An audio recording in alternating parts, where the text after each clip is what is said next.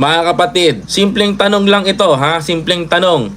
Mga kababayan ko, para maibalik ko lang sa mga naninira na mga sa atin, no. Ito, question. Bakit nung panahon ni dating Pangulong mga kababayan, bakit hindi ho nakita nito ni na meron hong corruption ang mga at ang mga bakit ho hindi nyo ho nakita? Bakit hindi ho nakita ni kayon? Yan ang tinatanong ko dito. Ako, wala ho akong pakialam kung ibabash nyo ho ako.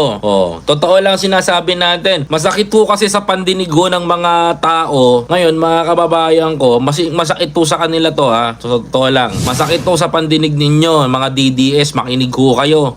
Saksak nyo ho dyan sa tenga ninyo. Huwag nyo mong patagusin sa kabila. Kung talagang si mga kababayan ko, Presidential Anti-Crimes and Corruption, bakit hindi niya nakita, mga kababayan ko, ang kalokohan na ginagawa ng at ng